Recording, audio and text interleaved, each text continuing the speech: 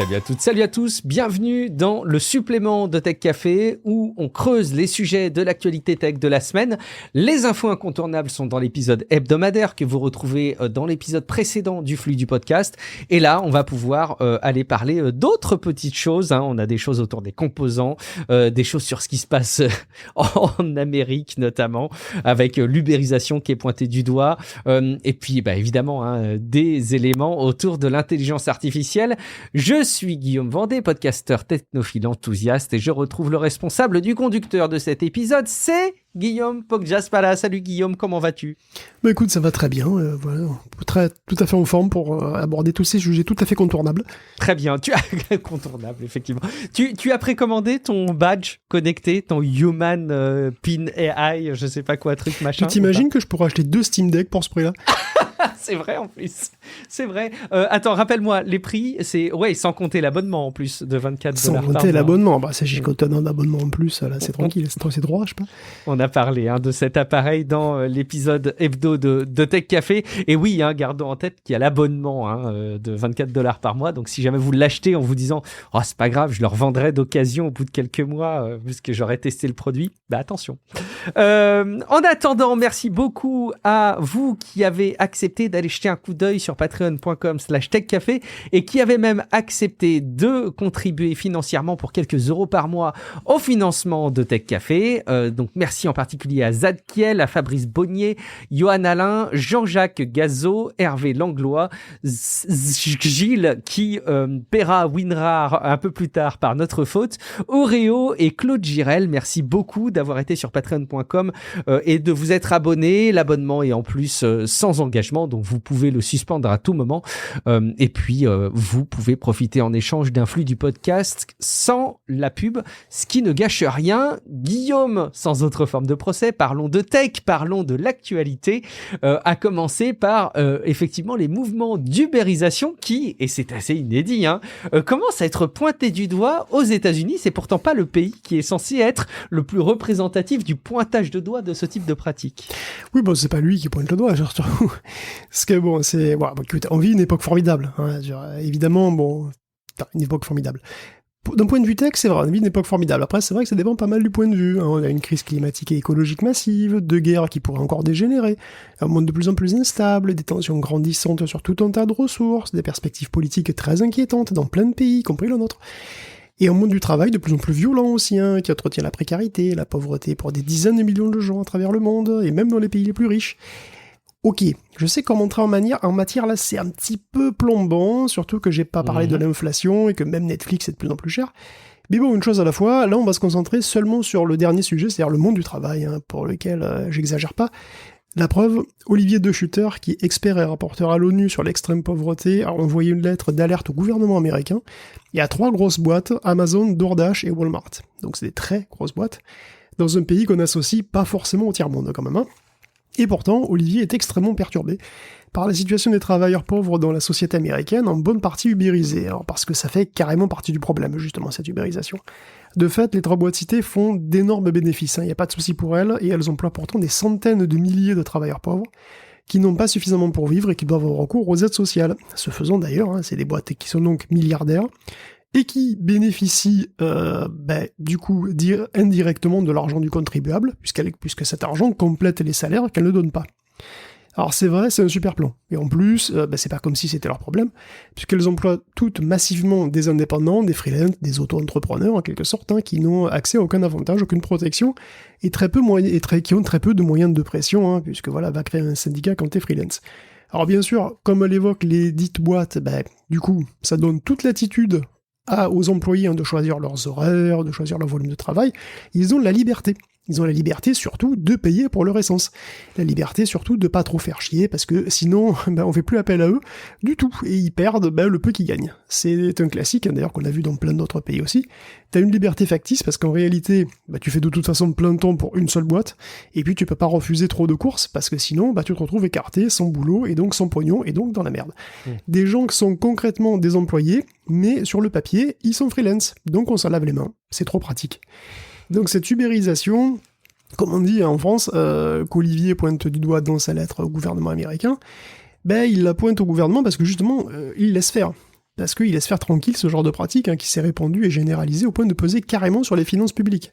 Les finances publiques qui doivent donc compenser en aide sociale les salaires de fait qui sont bien en dessous des minima légaux. Et on parle pas de toutes les mesures antisyndicales qui sont quasiment la norme dans toutes les grosses boîtes américaines, on l'a évoqué d'ailleurs plusieurs fois. Donc il y a des tentatives d'améliorer les choses, contre lesquelles les boîtes luttent toujours farouchement, par exemple. La loi que New York voulait faire passer pour que les employés de DoorDash et Uber soient payés au moins $18 de l'heure, se fait attaquer violemment au tribunal par DoorDash.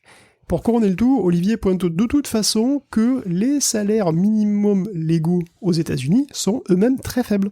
En fait, le salaire minimum légal est de 7,25 $ de l'heure, et ça n'a pas été ajusté sur l'inflation depuis 2009, depuis presque 15 ans. Il s'en est passé des choses en 15 ans, et bon, même ceux qui parviennent à ce salaire minimum, du coup, ne peuvent pas vivre correctement, pratiquement nulle part dans l'Amérique d'aujourd'hui, en fait. Donc aujourd'hui, 4,3% des travailleurs US sont techniquement des travailleurs pauvres, donc ils bossent, mais ils sont quand même sous le seuil de pauvreté. Donc voilà, donc on aime bien commencer cash dans le fun, ici à Tech Café. Ah, merci d'avoir positionné tout de suite le ton de l'épisode, Guillaume, et c'est effectivement important, je pense que c'est notre vocation de le relayer ici, c'est parfait. On continue à parler des choses qui peuvent aussi un peu nous scandaliser, Guillaume, et tu nous reparles de la gestion des données si cruciale dans ce monde dicté par l'intelligence artificielle. Oui, et la pub, surtout. Ah oui, surtout la pub. Et surtout la pub. Parce que bon, pour continuer dans l'Amérique, c'est fantastique, et en particulier pour bien montrer pourquoi réguler comment on utilise les données personnelles, c'est important. Il y a deux histoires rigolotes qui ont été remarquées outre-Atlantique récemment, qui concernent toutes les deux la revente de données par des courtiers spécialisés. La première vient d'un rapport de l'université de Duke, où des chercheurs ont essayé, et sont très facilement parvenus, à acheter des données personnelles de militaires américains, en activité ou en retraite, aucune différence. Et c'est précis, on a des emails, des adresses, des données de santé, est-ce que celui-ci est diabétique par exemple, est-ce que celui-ci est proprio de sa maison, est-ce que celui-là a des enfants, combien, est-ce qu'il est musulman, est-ce qu'il est baptiste, etc. etc. Et ça c'est pas cher, 32 centimes par fiche et jusqu'à 12 centimes si tu les achètes en gros. Donc en plus, tu es encouragé à acheter plein de données à la fois, de mieux en mieux, comme ça tu peux bien agréger, c'est bien, parfait. Donc si tu es aux États-Unis, c'est facile. Si tu habites en Asie, c'est pas plus compliqué. Les courtiers vendent volontiers leurs données à des pays étrangers. Balek, aucun problème. Donc des trouvailles que certains sénateurs trouvent légèrement préoccupantes. Mais ça concerne pas que les militaires, très loin de là. Alors, vous connaissez sans doute pas Kochava. Moi non plus je connaissais pas. Par contre Kochava, peut-être il vous connaît. Parce que c'est un des plus gros courtiers en données du monde, et il se targue d'agréger les données d'usage de consommateurs qui viennent de 275 000 applications mobiles différentes. Et c'est d'une paire d'autres sources d'ailleurs. Donc la FTC a attaqué Kochava, il est très invasif, et c'est même un point difficilement imaginable. Il possède des données très détaillées sur pratiquement tous les Américains. En tout cas tous ceux qui ont un smartphone, et probablement quelques autres. Donc Kochava a essayé de faire annuler le cas d'ailleurs, mais il vient d'être débouté. La plainte de la FTC est donc valable, et un procès devrait suivre. Donc pour savoir ce que c'est Kochava, c'est pas très difficile, il suffit de lire sa plaquette, puisqu'il se vante d'avoir une vision à 360 degrés sur chaque individu, de pouvoir les suivre à quelques mètres près, partout, tous les jours, avec une granularité au jour près. Il connaît les noms, les adresses, les préférences politiques, la religion, l'ethnicité, les revenus.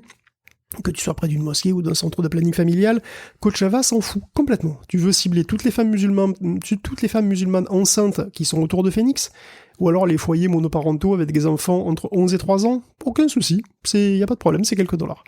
Kochava, c'est un gros aspirateur, voilà, il prend tout, quelle appli tu utilises, combien de temps tu y passes, combien de fois tu l'ouvres, combien tu y dépenses, tout. Rien ne se perd. Donc c'est vrai que le RGPD, c'est peut-être pas parfait, mais quand même c'est mieux que rien. Effectivement, c'est mieux que rien, tu as bien raison. On parle un petit peu aussi de Tumblr, décidément, on n'arrête pas de parler, non, on n'arrête pas, on n'en parle pas si souvent que ça, mais à chaque fois qu'on parle de Tumblr, c'est pas forcément mieux à chaque fois, Guillaume. Compliqué, ouais, Tumblr. Tumblr, c'est vrai qu'on n'en parle pas forcément souvent, pourtant c'est un site qui est assez ancien. Régulièrement, ouais. On parle régulièrement, effectivement, ça a été lancé en 2007, c'est du microblogging, et ça a eu son petit succès à l'époque, puisqu'il a été racheté par Yahoo en 2013 pour plus d'1 milliard $. Quelle bonne affaire. Ouais. Bon, ça n'a pas aidé Yahoo du tout, qui en 2016 considérait déjà avoir perdu 482 millions avec cette acquisition. Yahoo lui-même s'est effondré. Il a été repris par Verizon en 2017. D'ailleurs, Yahoo a coûté 4,48 milliards $ à Verizon. C'était pas une bonne affaire du tout. Alors, le tout a été fusionné sous le nom de Oath, avec AOL, voilà, souvenez-vous, Oath, le serment. Je me rappelais même plus, ça. On en a parlé, je pense, en 2017. C'est possible. Bon, pas grand monde s'en souvient, de toute façon, forcément. De toute façon, ça marche très très très mal. Je pense que c'est plus ou moins mort, hein, de toute façon. Et Tumblr, dans le lot, hein, finalement, en a souffert aussi.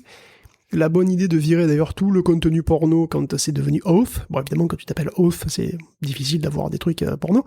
Donc, ils ont viré tout le contenu porno. Bon, c'était peut-être une erreur, vu le public qu'il avait, tout ça, ça s'est pas très bien passé. On en a parlé d'ailleurs, je pense que c'est à ça que tu fais référence, on a parlé de ce genre de revirement. Donc, Verizon a voulu revendre Tumblr dès 2019, et c'est Automatic qui l'a racheté. Tenez-vous bien, pour Oui, c'est vrai. 20 millions. Ah oui. Moins de 10 ans. Automatic qui est derrière WordPress. Tout à fait, Automatic, exactement, avec 2T, je crois, qui est derrière WordPress. Donc voilà, Tumblr, en moins de 10 ans, il est passé de 1 milliard à 20 millions. C'est quand même assez magique. Et malheureusement, ça va pas des masses mieux ces temps-ci. Depuis 2019, et malgré beaucoup de travail, finalement, les résultats de Tumblr sont assez décevants, si on en croit un mémo interne d'Automatic. Et là, d'ailleurs, 139 personnes travaillant sur Tumblr vont changer de division. Alors, pour rappel, Tumblr avait 200 employés lors du rachat. Donc il reste vraisemblablement pas grand monde à Tumblr lui-même. Donc il est pas totalement mort, hein. Si vous allez dessus, il est toujours vivant. Il va rester en l'état, vivre sa petite vie, tant qu'il coûte pas trop cher à maintenir, je suppose, et puis voilà. Donc pourtant, c'est vrai qu'avec la relative chute de Twitter, on avait reparlé, hein, et on avait peut-être même cru, enfin moi, j'avais un petit peu cru que Tumblr allait pouvoir en profiter pour reprendre un petit peu des couleurs. Bon, finalement, ça n'a malheureusement pas été le cas. Ouais, malheureusement, je suis pas certain qu'un Tumblr aurait pu vraiment concurrencer un Twitter. Va savoir. Le concurrent, hein, qui semble peut-être le plus crédible, ne t'en déplaise d'ailleurs, peut-être. Il semblerait que ça puisse être Threads, dont une arrivée dans l'Union européenne pourrait être en train d'être réfléchie avant 2024. Eh ben, écoute, on verra. Mais ce n'est plus les États-Unis. On reste en Amérique, Guillaume, parce que les Américains veulent tout contrôler, tout le temps. Tout, même ce qu'ils ont dit qu'ils ne contrôleraient pas. Bah oui, quand on parle des États-Unis en ce moment, on évoque aussi la Chine, hein, souvent de pair. Ils sont inséparables, voilà, c'est comme Batman et le Joker, ou Superman et Lex Luthor, tu vois, un truc comme ça. Donc les États-Unis sont en train de mettre tout un tas de mesures en place pour priver la Chine de technologie américaine et lui mettre des bâtons dans les roues. Et ça va même jusqu'à un point qu'on pourrait, de manière tout à fait défendable, qualifier d'abusif. Alors, dernier truc en date, les États-Unis ne veulent pas que la Chine profite de l'architecture RISC-V. Alors, les boîtes US seraient donc interdites de fournir du RISC-V à la Chine, plus ou moins directement. Et bon, on sait que les interdictions de business se limitent pas au territoire américain, souvent, hein, c'est ça le problème. Regarde ASML, qui est hollandais quand même, et qui est interdit aussi de vendre à la Chine. Ça, d'ailleurs, la Hollande le prend moyen bien. Donc, en gros, ils veulent maîtriser la prolifération de cette architecture aussi, chez eux et éventuellement ailleurs, chez leurs alliés. Donc c'est intéressant parce que la caractéristique principale et la force de RISC-V, c'est d'être libre, justement, comme un noyau Linux est libre. L'organisation RISC-V, elle est basée en Suisse, elle s'est barrée des États-Unis en 2019 pour éviter les interférences avec le gouvernement, justement, et elle a eu le nez creux. Alors ok, le développement du RISC-V a commencé en 2010 à Berkeley, et bon, ça en fait pas une technologie américaine. Pourtant, c'est manifestement ce que semblent croire certains politiciens. Mais RISC-V est du souhait de ses créateurs même, une architecture libre, qui n'est pas contrôlée ni par un État, ni par une boîte privée, c'est comme ça. Parce que sinon, ça peut aller très loin. Vincerf, il a inventé TCP/IP, il est américain. Donc TCP/IP, c'est américain. Donc Internet, c'est américain, donc tout ce qui est sur Internet, c'était la technologie américaine, et donc c'est contrôlable, voilà, c'est à nous. C'est un site te plaît pas, enfin un site plaît pas à un sénateur américain, bon on le vire, bah, ça marchera à la tech américaine, non? Bon, bah voilà. Non, mais tu vois... On va où là? Je veux dire, de toute façon, c'est un très mauvais calcul à long terme. Le coup de gueule que je viens de pousser là, cette réaction, y a pas que moi qui va l'avoir. Hein. La confiance est rompue si tu respectes plus les pratiques, les bonnes pratiques, si tu commences à revenir sur ta parole comme ça, mais ok, on n'utilisera plus de technologie américaine du coup, puisque ça nous vassalise. Et le seul truc que ça va faire, c'est que ça va pousser tout le monde, et la Chine en tête bien sûr, mais pas seulement, hein, à faire des trucs à nous, pour nous, et que des revirements politiques ne pourront pas foutre en l'air à tout moment. Et dans la foulée, on n'achète non plus de technologie aux États-Unis, donc on leur file plus de pognon, et c'est du manque à gagner, et c'est tant pis. Et c'est un petit peu ce que dit Andrew Wang, qui est en marge du RISC-V Summit, hein, qui a lieu à Santa Clara, ajoute qu'économiquement parlant, c'est une erreur déjà à court terme, parce que ça va décourager toute entité américaine de se mettre au RISC-V, parce que, voilà, va savoir, tu travailles sur un truc, tu fais un produit, si un Chinois l'achète, qu'est-ce qui se passe? Bon, il faudra payer des grosses amendes qui pourraient carrément tuer ton business. Peut-être qu'il vaut mieux ne pas y toucher, tu vois. Mais si ça se passe comme ça, les États-Unis vont prendre du retard sur le reste du monde, sur une architecture qu'ils ont conçue. Alors c'est ballot, surtout qu'à terme, ça pourrait devenir une alternative à ARM, dont le monde entier, États-Unis compris, est dépendant en réalité, et qui lui n'est pas américain. Bon, alors, de plus en plus de voix s'élèvent pour défendre l'amour du risque. Espérons que tout ça, ce soit simplement de la confusion chez les politiques entre standards et produits finis ou des trucs comme ça. Mais bon, espérons que ça ira pas plus loin. Effectivement, écoute, parfait. On va continuer d'ailleurs à parler de risque 5 en plongeant dans une rubrique complète sur les composants. Et tu voudrais d'ailleurs nous parler de l'hypothèse de l'utilisation, de l'adoption de risque 5, de risque V, par les hyperscalers. Oui, on continue un petit peu sur risque 5, puisqu'on a l'impression que ça va lentement, que bientôt, peut-être, on aura une smartwatch, cette architecture alternative, que pour l'instant, il y a juste des petites pupuces, et que on n'a pas de soucis à se faire avant très longtemps. Mais en fait, ça va plus vite que ça, finalement, parce que les premières puces pour data center, donc pour les serveurs professionnels, pour les serveurs de calcul même, qui sont en risque 5, sont déjà prêtes. Alors, sur le papier, on va dire, mais finalement, il reste plus qu'à les mettre au four et c'est bon. Alors, c'est le cas pour les Veyron, donc avec un Y, Veyron, qui sont passés en V2, presque, exactement, qui sont prêts à cuire. En décembre dernier, Ventana donc dévoilé ses Veyron V1, qui nous ont sauté aux yeux, effectivement. Bon, les Veyron V1, c'était des puces pour serveurs déjà, qui étaient cadencées à 3 GHz, qui étaient prévues pour être gravées en 5 nanomètres, des puces composées de 16 cœurs par chiplet. Donc c'est des puces en chiplet, comme les puces modernes de chez AMD ou Intel. Il y avait 16 cœurs par chiplet, il y avait 48 mégaoctets de cache par cluster et jusqu'à 128 cœurs. Donc c'est vraiment des puces professionnelles, il n'y a pas à se planter. Donc des puces pro qui ont été raffinées depuis, et on a déjà la V2. Alors on a déjà une V2 en fait parce que tout simplement il y a eu un changement d'interconnexion. Enfin bon, techniquement parlant, il y a un changement d'interconnexion entre les chipsets, ils sont passés à l'UCI Express. L'UCI Express en fait c'est le PCI Express tout simplement, mais sur puce. C'est-à-dire que c'est l'interconnexion à très haute vitesse entre les chiplets, donc entre les modules comme ça qui composent la puce complète. Et bon, UCI Express a des avantages par rapport à ce qu'ils utilisaient avant, c'est un standard Intel, mais c'est un standard qui est ouvert de toute façon. Donc ils en ont profité pour passer un petit coup de polish à la V1 et puis rajouter quelques petits trucs. Par exemple, des extensions de calcul vectoriel sur 512 bits, qui ressemblent furieusement à de la VX512 de chez Intel d'ailleurs, par exemple. Et le tout, donc, va être poussé à 3,6 GHz et 192 cœurs. Et prévu pour du 4 nanomètres, ce qui permet effectivement de booster un petit peu le nombre de cœurs. Donc le V2 devrait être compétitif avec les puces AMD, les EPYC et Bergamo, et les Xeon SP d'Intel. Et ça devrait même enterrer les Xeon SP au niveau performance par watt, d'ailleurs. À 360 watts, les 192 cœurs d'un V2, d'un Veyron, seraient au-dessus d'un EPYC à 128 cœurs. 128 cœurs de 156 threads, dans la même enveloppe thermique, on va dire. Donc c'est sur les performances de calcul entier qu'on a des chiffres, on n'a pas d'infos sur le calcul flottant, mais il se profile clairement qu'il y a un nouveau challenger dans la partie qui est arrivé.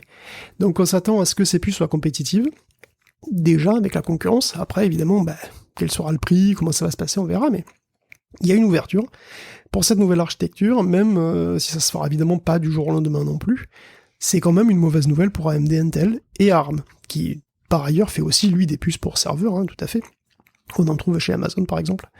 Et ça va vite. L'architecture Intel a mis du temps avant de truster finalement le secteur de tous les serveurs du monde. Ouais. Dans les 15 ans, ARM s'y creuse son trou depuis une dizaine d'années déjà. Risque 5, sa première puce est déjà prête.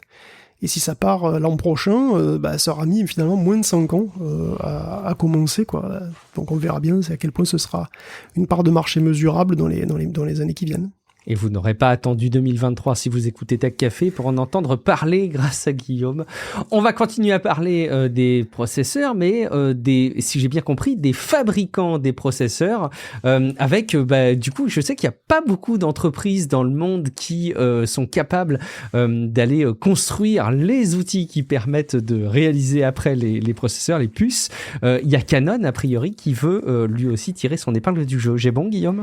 C'est ça, c'est exactement ça. Il veut devenir un équipementier de première importance pour les fondeurs, donc pour les gens comme Samsung, TSMC, Intel et compagnie. Et en fait, pour l'instant, l'équipementier principal, celui qui fournit les machines qui sont nécessaires au plus haut de gamme, c'est ASML. Donc ASML, donc on l'évoquait avec les restrictions américaines, donc c'est le hollandais, c'est le seul actuellement à proposer des machines de photolithographie qui soient assez sophistiquées pour permettre la production de puces vraiment de top niveau, quoi. Donc les 3 nanomètres, voilà, ce genre de truc. Donc, alors, ce qui fait qu'interdire à ASML de commercer avec la Chine, bah, c'est lui interdire directement de produire des puces haut de gamme finalement à la Chine, tu vois, qui soient compétitives en tout cas avec celles de Samsung ou TSMC. Et puis comme ASML est en position de monopole de fait sur le secteur, bah, ils ont aussi les prix qu'ils veulent, puisqu'ils y sont. Alors les machines c'est énorme, c'est des machines qui sont vraiment, ça prend des pièces entières, ça coûte facilement 100 millions de dollars pièce, une machine ASML. Alors c'est peut-être que ça va changer, parce qu'il est possible que la dominance absolue, comme ça, de ASML soit... que les jours de cette dominance absolue soient comptés. Donc Canon affirme avoir trouvé de quoi diviser par 10 le coût des machines, et dans la foulée, peut-être, plus démocratiser finalement la fabrication de puces, qui reste vraiment complètement cantonnée aux plus grosses, tu vois, ceux qui peuvent vraiment se permettre de dépenser des milliards et des milliards par an pour le faire. Alors Canon veut commercialiser de nouvelles machines qui feraient non pas de la photolithographie, c'est-à-dire où on écrit le circuit avec un super laser ultraviolet, mais de la nano-impression. Alors la nano-impression, c'est exactement dans son principe ce qu'on imaginerait que ça fait intuitivement, c'est-à-dire que c'est vraiment de l'impression, on imprime, pouf. Donc on a un moule qu'on presse sur un substrat qui prend la forme du moule, tout simplement. Il faut que le moule soit diablement petit, du coup. Et bah c'est un tout petit moule, exactement, tout à fait, ce sont des tout petits moules. Donc on a un moule qui a la forme du circuit qu'on veut, et on le presse contre le wafer, et hop, on a le circuit, enfin en tout cas on a une bonne partie du circuit, on va dire, avec des formes 3D et tout. On peut parfaitement faire des formes en relief, donc on peut faire des fines fêtes, tout est possible. Il n'y a pas besoin d'avoir des lasers de la mort, donc c'est une technique qui s'est développée en parallèle, finalement, de la photolithographie. Donc, et le truc, c'est que la photolithographie devient de plus en plus difficile, et la nano-impression, elle s'améliore progressivement dans son coin, et du coup, le temps est venu, si tu veux, où ça se rencontre, où elle est compétitive sur des nano-échelles qui sont voisines de celles qu'on utilise pour les composants. En fait, Canon donne des échelles de 14 nanomètres d'épaisseur minimale, ce qui permet d'atteindre des puces de classe 5 nanomètres, de classe dite 5 nanomètres. Donc c'est très bien, c'est-à-dire que la photolithographie... En photolithographie, si tu veux faire du 5 nanomètres, il faut déjà utiliser des ultraviolets extrêmes. Donc ça veut dire des machines qui sont déjà très très chères. Donc du coup, même si, oui, les constructeurs les plus avancés sont déjà aux 3 nanomètres, donc ils sont une génération d'avance, si tu veux, la nano-impression, même si elle est un petit peu en retard, et qu'elle a aussi ses contraintes à elle, hein, il y a aussi... c'est pas magique, hein, parce que effectivement, c'est plus facile d'introduire des contaminants sur le wafer quand tu presses, quand il y a un contact physique, tu vois, quand tu as une presse. Donc tu peux introduire des défauts ou des contaminants, donc c'est possible avec en contact avec le moule, tu vois. Par contre, c'est un processus qui est beaucoup plus simple, la nano-impression, que la photolithographie en fait, et qui fait pas appel à des dispositifs optiques de l'espace, quoi. Hein, et donc dans l'ensemble, c'est beaucoup moins cher. Donc c'est une excellente nouvelle parce que ça pourrait permettre à des boîtes qui sont beaucoup plus petites de faire des puces, disons, milieu de gamme, suffisamment bonnes pour énormément d'usages. Et donc ça pourrait faire émerger plein de nouveaux acteurs et de démocratiser un petit peu plus quand même la production de semi-conducteurs, ce dont on en a énormément besoin. On se tape des problèmes d'approvisionnement chaque fois que un des deux, grosso modo, fournisseurs a des problèmes, le monde entier se tape des problèmes d'approvisionnement. Donc il y a vraiment un souci. Et c'est une excellente nouvelle en fait, si c'est possible d'avoir des alternatives. J'en profite, pendant que tu parlais, j'étais sur le site d'ASML d'ailleurs, où j'étais jamais allé. Pourquoi est-ce que les machines ont autant de miroirs ? On est d'accord, ils en rajoutent, Guillaume, ils ont pas besoin de tout ça, c'est pour faire style, hein, on est d'accord. Oui, bien sûr, attends, il faut aussi, l'image. Faut que ça ait l'air complexe. Ouais, c'est ça, faut que ça ait l'air compliqué. On continue avec, en parlant des grands acteurs qui font des puces, c'est TSMC, Guillaume. Oui, toute petite news pour signaler effectivement que justement TSMC, qui a des problèmes de packaging, on en avait parlé, on avait parlé de ses soucis avec Nvidia surtout, et tous les autres, finalement, le fait que TSMC pouvait leur graver des puces, mais qui avaient des soucis à finaliser le processus en réalité. Donc on estime environ 12 000 wafers par mois la capacité de TSMC, et elle serait passée à 15 000. Donc ils mettent vraiment le paquet, et ils espèrent augmenter à 20 000 pour le premier semestre 2024, et 40% de cette capacité serait destinée à Nvidia tout seul. Donc c'est vraiment, il y a vraiment de très très gros besoins, et même avec une augmentation de sa production, TSMC ne fera jamais assez pour satisfaire tout le monde. Lui, Nvidia, qui a des besoins énormes, et évidemment tous les autres clients, parce qu'AMD aussi, il va faire des puces IA, enfin tout le monde. Donc voilà, avec tous les modèles de deep learning toujours plus gros et le besoin de puissance toujours plus important, ils sont passés de 12 à 15 000, c'est super. Non, vraiment, on a besoin d'alternatives, c'est clair et net. Et justement, tu parles de Nvidia ? Oui, parce que Nvidia vient juste de faire entrer en production une puce incroyable et magique pour l'IA, qui s'appelle le H200, et qui est assez simplement, pour le dire vite, c'est un H100 avec plus de mémoire et plus de bande passante. On l'avait déjà évoqué, bon là maintenant il rentre en production, et de toute façon vous pourrez pas l'acheter, hein, parce que bon, ça va être la foire à la spéculation, les H100 déjà sont hors de prix en quantité ultra limitée, j'imagine que les H200 ce sera vraiment pas mieux. Mais bon, pour autant, Nvidia continue de faire rêver les boîtes multimillionnaires, hein, voire multimilliardaires, avec une nouvelle itération de son super ordinateur qui s'appelle EOS. Donc ils ont en fait upgradé EOS, qui désormais contient plus de 10 000 H100, qui sont montés aux petits oignons avec amour sur 1344 j'imagine, ouais. J'imagine quand tu montes 10 000 H100, c'est tu fais avec amour. Hein. Ouais, ça, t'imagines chaque truc, chaque puce coûte $70,000, c'est fabuleux. Enfin, bon, donc, sur les marchés, là, c'est entre 40 et $70,000, je crois, c'est un truc de malade. Et donc, bon, ces trucs-là, il y en a 10 000, hein, alors, en plus, il y a, donc, collectivement, elles ont 800 téraoctets de mémoire haute, des mémoires HBM, donc 800 téraoctets de mémoire, c'est un truc de fou. Dessus, il y a 11,1 pétaoctets par seconde de bande passante, 40 exaflops de puissance de calcul en deep learning. Ça me fait mal aux yeux rien que de lire les chiffres. C'est et bon, ça peut, ça peut être à vous pour $37,000 par mois. Ah bah ça va. Donc finalement, tu vois, c'est pas si terrible. Et pour ce prix, vous pourrez en entraîner des GPT-1. En fait, vous pouvez entraîner un GPT-3 toutes les 4 minutes et un Stable Diffusion toutes les 2 minutes et demie. Alors, attention, c'est ce qui est marqué, donc voilà, si vous allez voir sur le site, c'est ce qui est marqué sur le truc d'EOS. Attention, ce sont des petits coquins chez Nvidia. Parce qu'en fait, un GPT toutes les 4 minutes, c'est impressionnant, surtout que c'est vraiment le gros calibre, hein, le truc à 175 milliards de paramètres, là, le poids lourd, mais c'est uniquement sur une toute petite fraction du dataset d'origine. C'est uniquement sur 1 milliard de mots. Il entraîne en 4 minutes, certes, sur 1 milliard de mots. 1 milliard de mots, ça paraît déjà pas mal, mais GPT-3, il a été entraîné sur 300 milliards de mots. Et les modèles modernes, ils sont entraînés sur 1000 milliards, ou voire 3000 milliards de mots. Donc, on n'y est pas. Hein. Donc, si on devait réentraîner vraiment GPT-3 complètement, le GPT-3 d'origine, hein, sur EOS, ça prendrait 20 heures. Ce qui est déjà incroyable. Hein. Parce que ça veut dire que tu peux créer un GPT de classe OpenAI en moins de 24 heures à partir de 0. C'est quand même très violent. C'est très violent. Mais bon, voilà, c'est pareil pour Stable Diffusion. D'ailleurs, c'était pas le dataset au complet. Et en fait, ces chiffres... c'est pas une minute. Attention. Non, c'est ça. C'est pas, c'est pour Stable Diffusion, c'est pareil, c'est pas 2 minutes, quoi. En réalité, tous ces chiffres, voilà, viennent d'un ensemble de tests standardisés qui mesurent les performances relatives des superordinateurs qui s'appelle MLPerf. Parce que tout le monde fait de l'IA, et que c'est devenu un besoin central, ben, les outils de benchmarking évoluent aussi dans ce sens. Donc ça veut dire que quand j'ai dit là, comme c'est écrit, que EOS affiche 40 exaflops, c'est un maximum idéal. Et c'est sans doute pour des matrices creuses, voilà, vraiment idéal. Et surtout, c'est pas du tout la capacité en force brute de calcul double précision qu'on aurait sur un superordinateur Frontier, par exemple. Pas du tout. En 64 bits, EOS, à mon avis, il a des performances qui sont pas terribles, en réalité, parce qu'il est pas fait pour ça du tout. Et donc, il faut bien garder à l'esprit que les supermachines se spécialisent, désormais, et qu'il faut pas forcément les comparer entre elles directement, tu vois. Tu compares, voilà, un truc comme Aurora, ça atteint à peine les 2 exaflops, et là tu dis, ah putain, c'est 40 exaflops, c'est hallucinant, mais c'est pas du tout sur les mêmes calculs en réalité.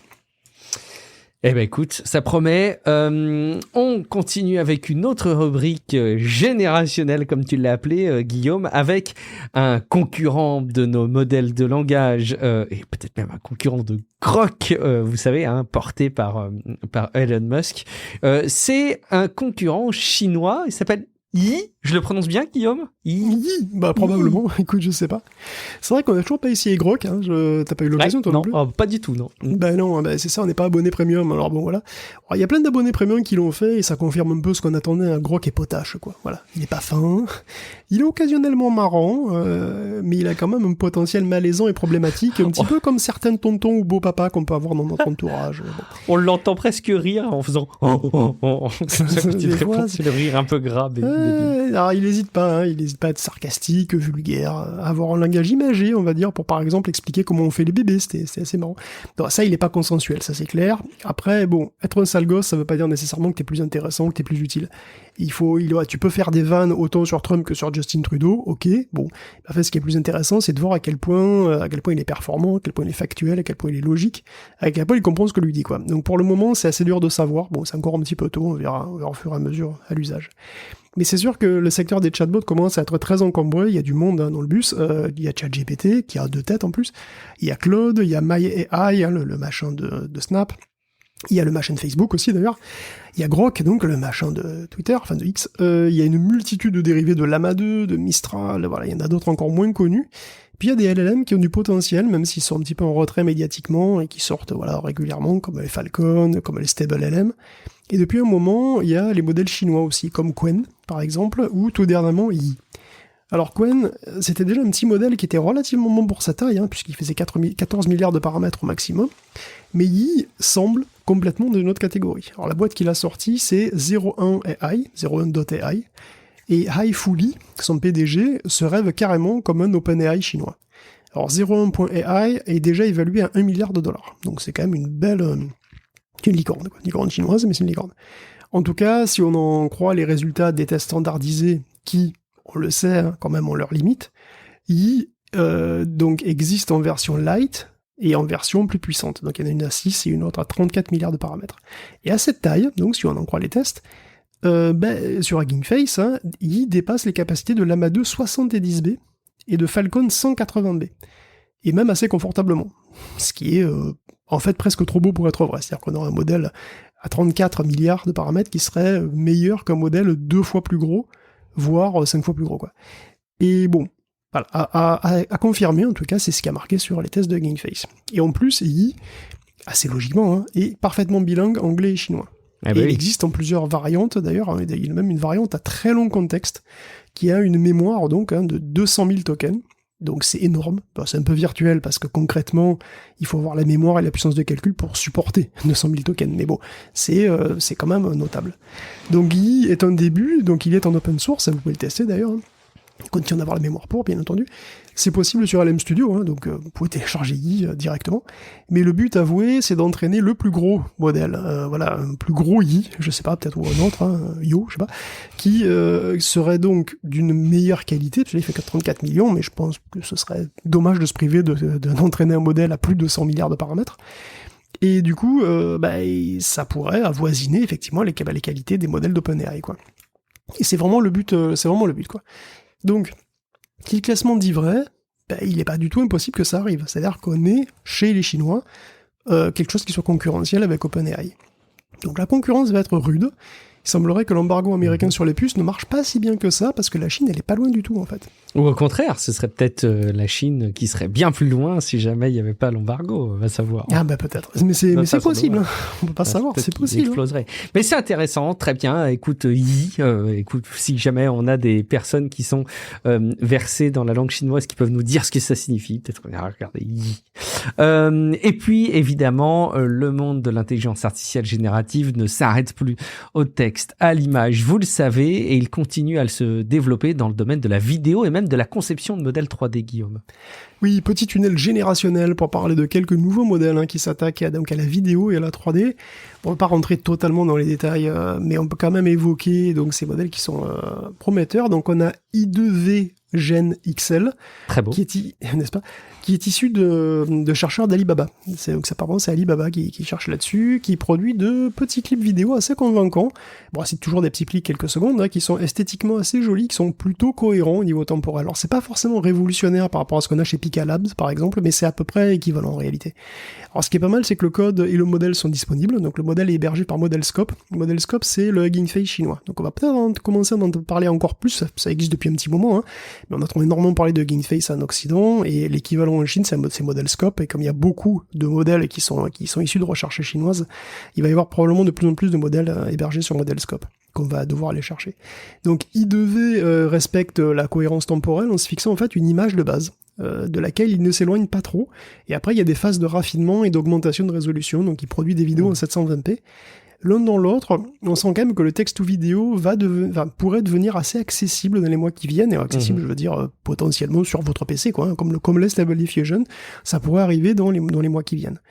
Donc autre chose qui avance vite, même si ça part encore un petit peu dans tous les sens, c'est la production de 3D. Donc il y a encore cette semaine, il y a 2 articles avec 2 méthodes différentes pour créer des objets 3D, il y a LRM et Instant 3D. Instant 3D. Leur point commun, c'est d'être très rapide. Donc ils produisent des modèles 3D qui sont exploitables en 5 à 20 secondes selon la méthode, et c'est beaucoup mieux que les solutions existantes comme Dream Fusion par exemple.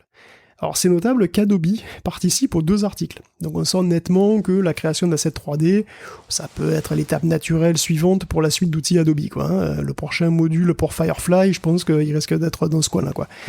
Enfin, moins que ça s'appelle pas Firefly, mais bon, voilà, donc c'est probablement vers là. Mais bon, LRM, c'est LRM pour Large Reconstruction Model, et ça crée des objets 3D à partir de photos en 5 secondes. Donc tu lui montres une image, et il te produit un nerf, en fait, que tu peux éventuellement convertir en modèle 3D de cette image, qui est compatible avec cette image. Donc l'article présente un autre modèle, donc l'autre article présente un modèle qui s'appelle Instant 3D, et qui lui produit un modèle à partir de texte directement, donc une description, un prompt, comme dans Stable Diffusion, mais en 3D. D'ailleurs, c'est le cas, c'est un modèle de diffusion, parce qu'en réalité, ça utilise un modèle de diffusion qui va créer une image 2D multivue. En fait, il va créer 4 vues, en 2D, 4 vues au bas gauche-droite d'un objet, et ensuite, donc tu fais ça avec un prompt, et après, c'est à partir de ces 4 vues générées, qu'il y a un autre modèle qui utilise ça pour créer un vrai objet en 3D que tu peux utiliser sous Blender, par exemple. Et là, le tout prend 20 secondes, et donc ça ouvre la voie de la génération 3D à domicile, carrément, dans un proche avenir. La qualité a l'air acceptable, pas incroyable, mais bon, c'est meilleur déjà que les solutions actuelles. Eh ben, dis donc, la vitesse à laquelle ça va, et ça va aussi très très vite dans le domaine de la musique, Guillaume. Ouais, la génération de musique, c'est un peu moins populaire que celle d'image, hein, donc il y a moins d'activités. Bon, il y a bien Music Gen, bien entendu, il y a Audiocraft aussi. C'est un petit peu moins mature, j'ai l'impression, surtout pour le grand public en fait. Mais il y a quand même des interfaces comme TTS Web UI ou Audio Web UI qui veulent être un petit peu des analogues d'Automatic 1111 pour les images. Pour le moment, ça continue d'évoluer et la preuve en est que cette semaine, on a un nouvel article qui relance encore la machine avec un nouveau modèle capable d'utiliser des control nets pour générer de la musique. Donc alors on rappelle que les control nets, ce sont des réseaux de neurones additionnels, des modèles qu'on utilise en tandem, des modèles génératifs, pour rajouter des contraintes qui sont de nature différente de celles du texte. Donc d'autres modalités de contraintes. Par exemple, avec Stable Diffusion, on peut lui poser une contrainte sur la pose des personnages, imposer des contours à suivre dans une image, imposer une carte de profondeur que l'image doit suivre, ou juste donner un croquis qui va orienter la forme générale de l'image finale. Donc ces contrôles nets permettent d'avoir plus de contrôle créatif sur les productions, et puis ils sont fondamentaux pour faire des IA génératives, des vrais outils professionnels de création graphique, en réalité. Et Music Control Net, c'est un travail qui est accompli encore une fois par Adobe Research, donc encore Adobe. Comme on peut s'en douter, Adobe explore un petit peu toutes les modalités, j'ai l'impression, c'est marrant, des fois que. Donc le contrôle de la génération de musique, il est assez simple sur Audiocraft et Music Gen. Alors sur Audiocraft, je crois que c'est juste le prompt. Music Gen, il a la possibilité de mettre du prompt et aussi une musique modèle, dont le modèle va s'inspirer. C'est comme si on avait un petit peu du music to music quelque part. Music Control musiccontrol.net, quelque part, la musique avec des contrôles nets, va beaucoup plus loin. Donc on a la possibilité de poser un contrôle sur la mélodie. Donc la musique en sortie aura la même mélodie, mais dans un autre style, avec d'autres instruments. Donc genre tu peux faire la lettre à Élise, mais version hard rock, tu vois, en 2 clics, tranquille. Donc on a aussi un contrôle du rythme, donc tu donnes un beat, alors limite tu mets juste un métronome, voilà, qui fait clac clac clac, et puis ça va suivre le beat. La musique qui va être générée va suivre le prompt, bien sûr, et le beat. Et donc la musique suit le rythme, et tu peux aussi contrôler la dynamique. Donc tu donnes par exemple une musique qui part doucement, et qui monte dans les tours comme ça après, donc la génération fera pareil. Et on peut contrôler d'une manière générale le volume, dans le temps de la génération, sachant que tout ça c'est cumulable. C'est-à-dire que tu peux contrôler tout à la fois donc le beat, la mélodie, l'enveloppe, etc., etc. Et tu peux pondérer les contrôles. C'est-à-dire que tu peux imposer plus ou moins la mélodie. Par exemple, tu peux lui donner une mélodie, mais tu peux le laisser s'inspirer, et puis après, il peut broder à partir de la mélodie, mais pas, ce qui est assez pratique pour éviter les problèmes de droit d'auteur, pas faire exactement la même. Tu vois. Donc le modèle peut aussi improviser, évidemment, la suite d'un début de chanson, par exemple, etc. Donc on commence à entrevoir ce que seront sans doute les outils de création musicale d'ici quelques mois ou quelques années. Donc ça évolue peut-être un tout petit peu moins vite que pour les images, mais ça évolue quand même nettement. C'est sur tous les domaines que ça évolue, j'ai l'impression, de toute manière. On continue aussi à parler de génération d'images. Alors, pour celles et ceux qui voudraient s'expérimenter à la génération d'images avec Stable Diffusion, vous le savez maintenant, il y a un épisode dédié à la génération d'images Stable Diffusion depuis votre propre ordinateur. Il faut un petit peu de RAM, faut un petit peu de ressources, mais c'est possible assez facilement. Et il y a du nouveau là-dessus, Guillaume. Oui, revenons donc à notre modalité favorite, enfin, celle qui est la plus populaire, manifestement, parce que ça s'arrête plus, tous les 2 ou 3. Il y a 2 ou 3 trucs par semaine qui sortent, ça me tue. Donc, la semaine dernière, déjà, on a vu arriver déjà de nouvelles évolutions, dont j'avais parlé, qui moi-même aboutir à une petite révolution dans le domaine. Alors, donc, par exemple, la semaine dernière, je parlais de TensorRT, donc l'optimisation de chez NVIDIA qui double la vitesse de génération sur la GeForce RTX. J'ai parlé aussi de SSD1B qui permettait à Stable Diffusion XL, donc le gros modèle qui était un petit peu lourd pour beaucoup de configurations, d'être utilisé en version mini, en version Rikiki, qui permettait donc de l'utiliser avec des petites cartes graphiques et qui augmentait la vitesse de génération de 60%. Et j'aurais pu aussi parler déjà la semaine dernière des nouveaux sampleurs LCM. Mais finalement, c'est mieux d'avoir attendu parce que cette semaine, je vais vous parler carrément des LoRa LCM et là, c'est carrément la fête. Alors bien sûr, quand je dis LoRa LCM comme ça prête pas forcément un débordement d'enthousiasme. C'est vrai, c'est que ces trucs. Alors commençons par LCM. Alors LCM, ça veut dire Latent Consistency Model.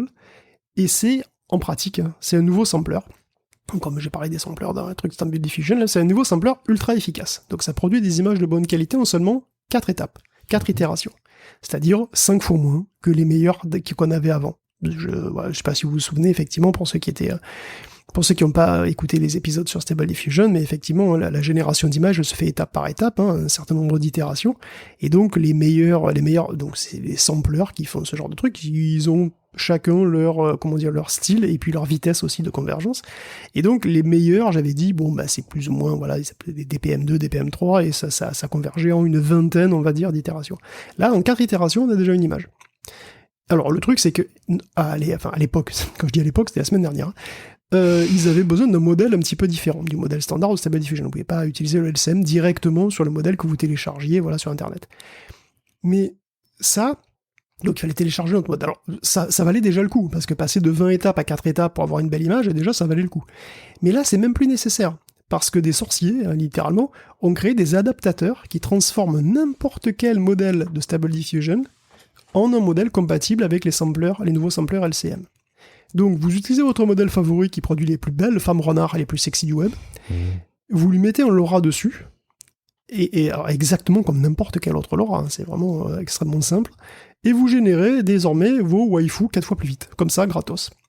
Et ça marche pour, donc il y a un LoRa pour tous les modèles SD 1.5, pour tous les modèles dérivés de SDXL, et pour tous les modèles SSD1B. Donc vous êtes complètement tranquille. Alors, il faut juste faire attention à télécharger le bon LoRa pour le type de modèle que vous utilisez, et à veiller aussi de mettre un CFG très faible. C'est-à-dire le CFG, c'est le Classifier Free Guidance. Il faut mettre le CFG très faible entre 1 et 2, sinon ça sera dégueulasse. Bon, ça c'est une particularité du sampler LCM, mais bon, ça change pas grand-chose. De toute façon, ça marche très bien, et ça économise évidemment un max de ressources. Alors après, tout ça est très récent, faudra voir la qualité aussi, c'est-à-dire est-ce qu'on fait des concessions sur la qualité qui sont très importantes ou pas. Pour l'instant, c'est un peu tôt pour le dire. Bon, moi, j'ai pas constaté de baisse de qualité drastique, on va dire, pour le moment, mais enfin bon, voilà, il faudra voir quand même sur la durée. Pour le moment, j'ai testé ça sur ComfyUI, donc sur ComfyUI, ça marche déjà nickel, tout est déjà compatible. Donc c'est un LoRa de plus, voilà, tu mets un LoRa de plus et c'est parti. Avec ma RTX 2060, la génération est essentiellement instantanée. Et pourtant, c'est pas du tout une carte très haut de gamme, la 2060 maintenant. Donc là, ça change carrément le jeu, parce qu'on touche au temps réel en réalité. Parce que si tu commences à factoriser toutes les améliorations que j'ai citées, tu mets TensorRT, tu mets SSD1B et tu utilises ça en LCM, même pour des cartes milieu de gamme, même avec une 3060, tu peux carrément envisager de faire du image to image sur une vidéo. Carrément, tu peux carrément traiter de la vidéo en temps réel. Et tu peux même faire de la création en temps réel. Parce qu'on peut très facilement imaginer que tout devienne interactif, que l'image se génère, se modifie en temps réel dès que tu changes un réglage. Tu changes la pose d'un personnage sur un contrôle-net, l'image se modifie en temps réel. Tu changes le CFG, pareil, tu vois immédiatement ce que ça donne. À chaque mot que tu tapes au prompt, l'image change. Et tu peux même changer l'intensité de chaque mot, ou mélanger les prompts de manière interactive, et tu vois immédiatement ce qui se passe. Et ça, c'est plus du tout farfelu. En vérité, je pense que c'est même déjà possible. Et c'est incroyable, c'est vraiment incroyable, parce qu'il faut se rappeler quand même que la génération d'images elle-même n'existait virtuellement pas avant mi-2022. Effectivement. Donc en 1 an et demi, on est passé des toutes premières versions de Midjourney que tu faisais dans Discord comme ça, à une génération interactive en temps réel potentiellement. Donc c'est vraiment vertigineux. Ouais, c'est vrai que ça va à une vitesse absolument dingue. C'est les usages aussi, Guillaume, qui vont à une vitesse complètement dingue, et forcément ça ouvre la porte, tout ça, à des deepfakes de manière généralisée. Oui, alors j'ai parlé du coup aussi, tiens, on va parler de l'épisode Stable Diffusion, parce que j'avais parlé de CVTI. Oui. Donc dans le supplément, j'en avais parlé, c'était inévitable, parce que c'est le plus gros site qui regroupe le plus de variantes de Stable Diffusion, du modèle de Stable Diffusion. Donc c'est des versions du modèle de base, qui sont modifiées, qui sont personnalisées pour être meilleures sur des paysages, sur divers styles, sur divers personnages, sur du porno, bon, voilà. Et il y a aussi plein de LoRa dessus d'ailleurs, hein, donc plein d'adaptateurs que tu mets par-dessus d'autres modèles pour les modifier un petit peu, faire d'autres trucs, etc. Donc, c'est dernièrement devenu plus que ça, en fait, et c'est assez récent, c'est devenu aussi un service de génération d'images en ligne, et d'entraînement, même carrément, de modèles en ligne, de personnalisation de modèles. Tu peux carrément demander à CVTI de personnaliser ton modèle, moyennant finance, bien entendu. Donc le site a déjà une réputation un peu sulfureuse, parce que bon, bah voilà, dessus il y a des trucs not safe for work, quoi, mais bon, à la limite, ok. Là où ça part en couille, c'est que CVTI a mis en place un système de contrats. C'est vraiment ça, hein, puisque c'est des contrats sur des têtes, en fait, pour de vrai. Donc un gars peut demander un modèle qui sait, par exemple, très bien dessiner les marguerites. Parce que c'est sa fleur préférée, la marguerite. Que les modèles qu'il trouve, ils font pas des super marguerites. Voilà, tout le monde s'en fout des marguerites, en fait, sauf lui. Bon, il y a bien un autre gars, donc il met un contrat sur les marguerites, et puis un autre gars, sur le site, hein, qui vient, qui prend le contrat, qui lui entraîne spécifiquement pour lui, voilà, un modèle ou un LoRa, hein, qui fait des super marguerites, et du coup, voilà, en échange, il a rempli le contrat, donc il est rémunéré dans la monnaie du site, qui est donc après échangeable en cash. Alors vous voyez le problème arriver avec ces gros sabots, évidemment, c'est que personne ne demande des marguerites, hein. Des modèles spécialisés, Margot Robbie, Jennifer Lawrence, ou des influenceuses Instagram, ça, par contre, c'est demandé. Évidemment, c'est là que ça part en couille, parce que CVTI ne prohibe pas la création de modèles qui reproduisent des gens, célèbres ou pas. Il ne prohibe pas non plus la création de modèles de cul.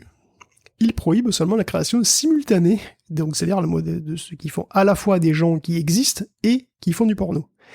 C'est mignon, c'est très mignon. C'est mignon parce que il est bien entendu trivial de créer un LoRa pour le visage de Margot Robbie et de s'en servir sur un des innombrables modèles coquins qui traînent sur CVTI, bien sûr. Avec son système, il encourage carrément la création des deepfakes. De deepfakes, il n'est pas difficile du tout de rendre sexuellement explicite, et ça, tout le monde le sait. Alors bien sûr, vous allez me dire que même si le site ne proposait pas ça, on pourrait tout simplement le faire soi-même, évidemment, sur son PC, créer son LoRa de Jennifer, et lui faire subir les derniers outrages virtuels. Il y a des tutos plein YouTube pour ça, hein, donc oui, ok. Mais bon, ça n'est pas moins illégal, déjà. Et puis, ça met au moins une toute petite friction, une petite barrière à tous ceux qui n'ont pas les compétences ou qui n'ont pas envie, et qui n'ont pas envie de s'embêter à apprendre comment faire. Là, je sais pas, avec, peut-être 10 balles, t'as ton modèle. Peut-être même moins, d'ailleurs. J'en sais rien. Surtout, je comprends pas la philosophie de CVTI, parce que c'est quand même une source d'emmerde évidente. C'est vraiment un super bâton, bien dur, bien rigide, que tu tends pour te faire maraver la tête. Évidemment, les gens demandent et obtiennent des LoRa ou des modèles qui violent le droit à l'image des gens, d'autres gens. Évidemment. Et ça va se terminer aux tribunaux. Je vois pas comment ça pourrait être autrement. Et d'ailleurs, ça commence déjà en France. Puisqu'il y a Horty _ qui est une streameuse de Twitch française, qui a eu un contrat sur sa tête et qui a contacté le gouvernement à propos de ça et qui a demandé le retrait du modèle à CVTI. Oui, parce que bon, évidemment, j'ai pas explicitement dit, mais bon, évidemment, 99,9% des contrats sont des contrats sur des meufs, bien entendu, hein, bien, ça c'est sûr. Donc, c'est un virage qui est un petit peu étonnant pour CVTI, parce que c'est un site qui a changé très vite, et il n'était pas le même encore cet été. Ça avait rien à voir. Donc, un site qui change vite, et voilà, donc il va vite, et là, il fait un virage serré, et il pourrait bien finir dans le décor s'il continue. Eh ben écoute, on imagine effectivement que leurs choix leur porteront préjudice et il faudra pas venir pleurer après, compte tenu de cette analyse. On regarde un petit peu, Guillaume, ce qui se passe du côté de Microsoft et de Meta en matière de deepfake, justement. Ouais, consensuel ou pas, les miriages vont devenir omniprésents de partout et ils deviennent un service comme un autre finalement pour toute plateforme. Toute plateforme se doit de proposer maintenant tout ça, ce genre de service-là. Donc par exemple Google, qui a l'image d'Amazon d'ailleurs, et de Meta, hein, qui vont proposer la génération d'images pour les clients publicitaires, pour ceux qui veulent faire des pubs tranquilles, avec des fonctions pour générer des fonds, des mises en situation, et aussi des outils qui ressemblent pas mal à ce que proposent les pixels, finalement, les téléphones, hein. C'est-à-dire des fonctions magiques pour bouger les sujets, compléter des arrière-plans, etc., etc. Donc des pubs génératives, en partie ou en totalité, hein, qui vont aussi se retrouver dans les campagnes électorales, à n'en pas douter, donc c'est formidable. Meta et Microsoft veulent d'ailleurs de la transparence, alors ils essaient de prendre quelques mesures pour limiter les dégâts. Meta veut pas que les politiciens utilisent ces outils génératifs pour les pubs politiques, et il rend obligatoire le signalement de toute image manipulée par de l'IA. Toute vidéo, image ou audio manipulée pour montrer un truc qui n'a pas existé, ou pour faire dire à Bella Hadid qu'elle est à fond avec Israël, par exemple, tout ça, ben ça doit être clairement affiché que c'est artificiel, que c'est manipulé. Donc Microsoft veut de la transparence, donc il va s'associer à la C2PA, donc la C2PA c'est la Coalition for Content Provenance, et donc c'est celle qui soutient le fameux logo CR, c'est-à-dire le Content Credential, qui est donc le certificat cryptographique qui a été donc aussi évidemment montré par Adobe, pardon, mais Apple va peut-être aussi mettre aussi d'ailleurs, qui a été montré donc par Adobe lors de la dernière conférence là, hein, et c'est un truc évidemment qui certifie du pédigré de l'image et de l'historique aussi de ses modifications. Donc le but, c'est que toutes les images utilisées dans une campagne électorale soient certifiées et traçables. Leurs modifications soient traçables. Donc Microsoft soutient par ailleurs un projet de loi qui interdirait les images synthétiques pendant les élections. Et c'est une initiative bipartisane, donc c'est intéressant, mais bon, il faut qu'ils se dépêchent d'aboutir, parce que faut moins que ça aboutisse avant l'année prochaine. Donc là, ça urge quand même. Hein. Tu m'étonnes. On continue avec l'intelligence artificielle, Guillaume. Oui, le marché de l'emploi sera-t-il le prochain à être révolutionné par l'IA ? Je pense, oui. Enfin non, je reformule. Le marché du recrutement sera-t-il le prochain à être révolutionné ? Le recrutement. Aussi. Et c'est bien possible parce que d'ailleurs ça commence déjà, hein, il faut dire que le marché de l'emploi aux États-Unis a l'air bien éclaté au sol. Dans le secteur tech en particulier, hein, il faut être préparé à envoyer des centaines de CV pour recevoir autant de refus, ou pour rien recevoir du tout d'ailleurs. C'est à tel point qu'il existe désormais des services qui candidatent à ta place. Enfin pour des services qui remplissent des formulaires en ligne en tout cas. Il y a pratique. Et c'est le cas de Lazy Apply qui, pour $250 pour un accès à vie, te donne un robot en fait qui va répondre à tout seul à des centaines d'offres. Il peut en faire 1000 pendant la nuit, hein. C'est ce qui est arrivé à Joseph d'ailleurs, un ingénieur logiciel lourdé au plus fort du dégraissage dans le secteur tech, dont on a abondamment parlé. En tout, c'est même dans les 5000 candidatures que le robot a envoyées, et ça lui a valu combien d'entretiens ? Combien ? Ton avis ? Je sais pas. 500, je sais pas. 20. C'est beaucoup moins. Soit 0,4%, c'est vraiment très mauvais. C'est dommage, j'aurais imaginé qu'il aurait été beaucoup plus performant, voyons. Non, c'est extrêmement mauvais. Et c'est aussi parce que le service candidate à tout et n'importe quoi. Bon, voilà. Manuellement, il aurait eu autant d'entretiens, pour entre 2 et 300 CV envoyés. C'est lui qui le dit. Hein. Donc c'est plutôt dans les 10% en fait. Donc c'est sûr que c'est beaucoup mieux de le faire à la main, mais c'est fatigant. Alors que là, il en a envoyé 1000, il a le même nombre d'entretiens et il a rien foutu. Bon, donc ça reste rentable. Et donc forcément ça inquiète les recruteurs qui se voient arriver des candidatures en masse et des gens qui sont les premiers surpris quand on les contacte. La pratique de candidater en masse, c'est pas nouvelle, hein. Alors, soit les gens le font eux-mêmes à la main, bien entendu, sans dormir, soit ils sous-traitent ça à des Philippins sous-payés. Le truc, c'est que les IA sont encore moins chers que les Philippins sous-payés et que les IA pourraient saturer encore plus les ressources humaines, de toutes les boîtes, qui vont sans doute faire appel à d'autres IA pour filtrer tout ça. Et voilà, la boucle sera bouclée, donc il est peu probable que ça s'arrange, très honnêtement, hein, parce que déjà l'emploi est pas génial dans certains secteurs, puis les jeunes ont toujours autant de mal à se placer, étant donné qu'ils n'ont pas de réseau. Donc la tendance à faire du chiffre, ça va pas s'arrêter, et comme l'automatisation devient toujours plus accessible, j'ai l'impression qu'il va y avoir une espèce de course à l'armement, comme ça va être marrant à voir. Puis ça va aller dans les deux sens, hein, les candidats qui vont exploiter les IA, et puis les RH qui vont exploiter les IA pour répondre et traiter tout ça, c'est génial. Il faudra pas oublier qu'il y a le mot humain derrière le H de RH. Guillaume, on termine avec Terminator qui sera bien habillé à l'avenir. Oui, les IA arrivent dans la finance pour le meilleur et peut-être pour le pire, et sans doute pour un gros bordel. Donc JP Morgan Chase vient de déposer un brevet pour un index GPT. Index GPT qui sera un modèle pour aider les traders à savoir où investir. Donc le CEO a même envoyé une lettre aux actionnaires dans laquelle il écrit « L'IA est la matière première qui l'alimente, donc les données, seront essentielles au succès futur de notre entreprise. » Bon. Une bonne moitié des traders des grosses boîtes estiment que l'IA sera la technologie qui aura le plus fort impact dans les 3 prochaines années, et c'est pas les cryptos, hein, du coup, au passage. L'IA est déjà présente dans les banques, hein, de toute façon, comme ailleurs, hein, pour la détection de fraude, la cybersécurité, pour créer des modèles prédictifs variés. Et bien sûr, c'est pas comme si le trading haute fréquence était fait par des humains de toute façon. Hein. Donc les algos au sens large sont omniprésents dans le secteur bancaire, malgré tout. Il semble que les nouvelles IA, donc les nouvelles IA de plus haut niveau, hein, voilà, comme style génératif, quoi, suscitent un certain enthousiasme et aussi quelques inquiétudes. Alors, pour être plus précis, Wall Street n'en a rien à foutre des risques, hein, apparemment, puisque le secteur financier engage à tour de bras des experts en IA et en deep learning. Et bon, c'est bien pour créer des nouveaux algos encore plus puissants, voire même qui pourraient avoir un pouvoir décisionnel beaucoup plus important qu'aujourd'hui. Il y a Giuseppe Sette, qui est apparemment un ex-employé, un ex-patron, je sais pas trop, de hedge fund, qui estime même que c'est inévitable qu'à un moment, on laisse les rênes au système. Au bout du compte, on aurait un agent IA, et puis, comme c'est un agent IA, il serait jamais fatigué, il serait beaucoup plus efficace, ce serait plus simple et plus efficace, tout simplement, de lui laisser les rênes, de le faire travailler tout seul. Alors, il n'est pas complètement neutre, ce gars-là, parce qu'il est aussi président de Toggle AI, qui est une organisation qui veut créer des grands modèles de langage qui soient experts en finance. Et les vendre, hein, très probablement. Donc du côté des financiers, il n'y a pas forcément trop d'inquiétude. Par contre, du côté des régulateurs et de la SEC, on voit arriver les problèmes. Il y a Gary Gensler qui a donné une interview au Financial Times et qui décrit un petit peu ce qui l'inquiète. Alors voilà, parce qu'en gros, ce qui l'inquiète, c'est que tous ces machins IA, ça va être à peu près tous les mêmes architectures finalement. Hein. GPT, c'est des GPT d'ailleurs, quoi quel qu'il soit, c'est toujours la même architecture. Et puis ça va être entraîné grosso merdo sur les mêmes données, parce que les données financières sont ce qu'elles sont, quoi, les historiques sont ce qu'ils sont, etc. Donc à un moment, quand tout le monde aura des IA, et que tout le monde les aura mises en service, ils vont se mettre tous à prendre à peu près les mêmes décisions, à peu près au même moment, et ça c'est un problème, parce qu'en finance, si tout le monde achète ou vend en même temps, le marché part en couille. Donc, si tout le monde parie sur les mêmes actifs d'ailleurs, et que tous ces actifs se cassent la gueule, pareil. Donc, en gros, il voit arriver une espèce de crash IA, comme ça, gros comme une maison dans les années qui viennent, parce que tout le monde, tout le monde aura un petit peu des comportements qui seront corrélés, quoi. Donc, il voit les IA comme une possible source de fragilité supplémentaire, comme si on en avait besoin.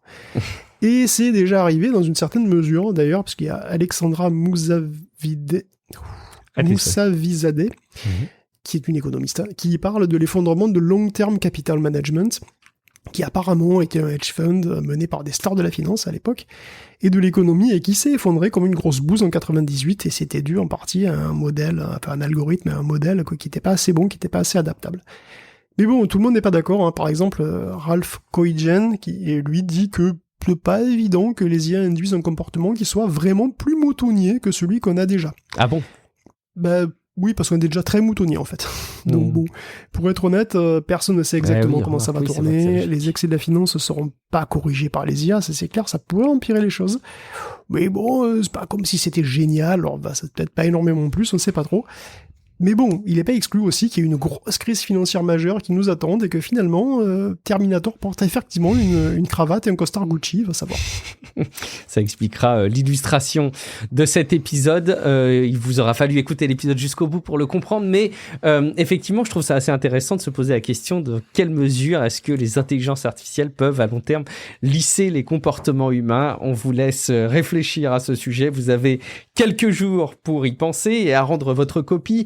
Vous pouvez la rendre d'ailleurs sur le serveur Discord, techcafé.fr/Discord ou dans les commentaires de techcafé.fr sur les articles qui accompagnent la parution des épisodes. Merci infiniment Guillaume pour la préparation de cet épisode supplément de Tech Café. On va pouvoir rappeler tout d'abord à nos auditeurs où est-ce qu'ils peuvent nous retrouver à titre individuel. Guillaume, où est-ce qu'on peut te retrouver si jamais on veut discuter avec toi, t'interpeller tout simplement? Je peux pas parce que je pense que je vais déjà discuter avec Yi pour voir un petit peu ce qu'il raconte. Et Yi, bien sûr. Oui, Yi. Et puis je vais peut-être me balader sur Tumblr aussi. Il faut que je fasse connaissance un peu avant qu'il meure quand même. Ouais, il faudrait quand même que t'aies vu à quoi ça ressemblait avant que ça ferme ses portes, effectivement. Je suis Guillaume Vendée. Vous me retrouvez sur guillaumevendée.fr sur les réseaux sociaux. Et puis, bien entendu, si vous trouvez que Tech Café remplit la moindre utilité de veille tech pour vous au quotidien, rendez-vous sur patreon.com/techcafé et puis vous pourrez participer durant la période qui vous siera avec le montant qui vous semblera le plus juste pour nous soutenir et profiter en échange du flux du podcast sans la pub. Merci beaucoup pour votre fidélité. On se retrouve désormais dans quelques jours pour un prochain épisode de Tech Café Hebdo. Ciao à toutes et à tous. Ciao à tous.